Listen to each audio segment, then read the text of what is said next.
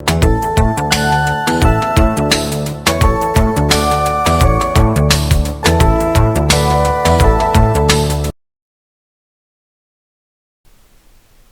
know, a lot of people bemoan the fact that people can get even advanced degrees and yet know so little about personal finance. And what's even worse is the pop culture thinks that personal finance is involved in a lot of really silly old timey ideas. You got to cut up your credit cards, you got to do a budget, get an advisor, balance your checkbook. Nonsense. Let's take these one by one. Maybe if you're a shopaholic, maybe cutting up that credit card is a pretty good idea. But on the other hand, credit cards can give you some whopping savings. And wrongly, you don't always want to pay them off.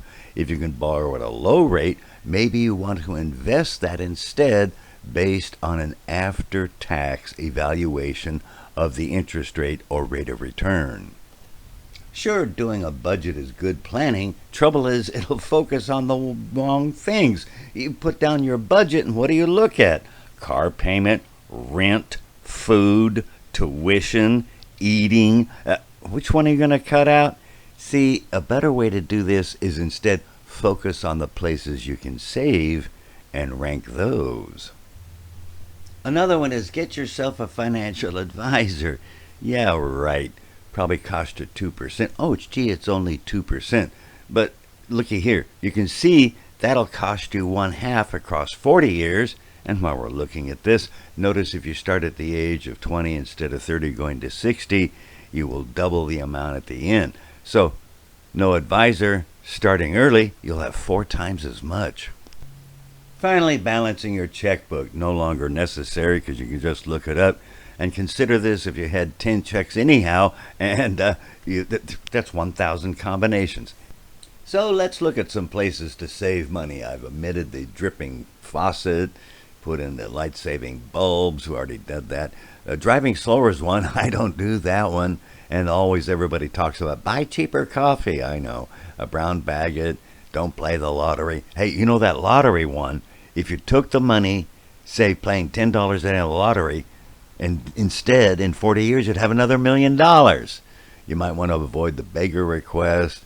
I don't know about that off-branded gas, but we'll talk about buying cheaper gas. And frequent flyer miles. Oh, I love that. You know the frequent flyer mile, we'll see later, it's worth only about 1.5 pennies. That's 1.5%. You can get 3 times as much with a credit card, and you get to collect them now with no limits. Well, one of the biggies is subscriptions from everything from Netflix to Disney to SafeLock, whatever, which we can regard as being separate from cable. And now on cable, if you get the out-of-the-dish matrix digital antenna, you get, guess what, 4 times more PBS stations they don't carry, and it's free. Better picture, too. Do consider keeping your landline. They know your address in case of an emergency and works when the power goes out. Maybe do your own lawn or let it go rustic. You can save on gas with those grocery store promotions and using credit cards that give high returns. Insurance. First of all, don't get insurance for the kids. Medical, yes. Life insurance, no. And do consider high deductibles. Here's an example with a 2-year break even, meaning if you go 2 years or more, it's better to get the high deductible, lower premium. Yes, do clip those coupons for the grocery store along with their promotion for the mileage points which you can use against your car. Yeah, I put the driving slower up there just to see the numbers. At the bar, you're using your credit card with the tavern points at 4 or 5%. That adds up. Car wash, do it yourself. I take the bus to the airport instead of, say, the Uber or the taxi.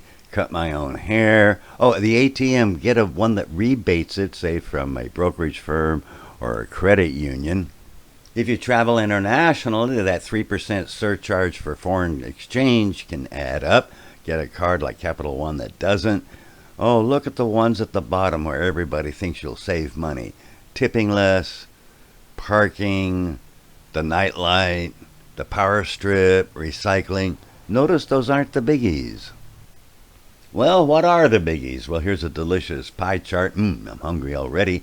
Notice the top 5 provided half, and that's getting rid of those subscriptions to Disney and the SafeLock and the cable TV. Again, noting they don't carry the PBS stations channels .2, .4. That cell phone, cut your own lawn. Those gas savings really do add up. And looky here, in this example, that's some $5,000, which you can do what? Fund your IRA, which in a high tax state will fully fund it. Well, let's take a look at those credit cards. Here's a couple of examples. And the frequent flyer mile, that's about 1.5 points. You can get far better just by getting cash back.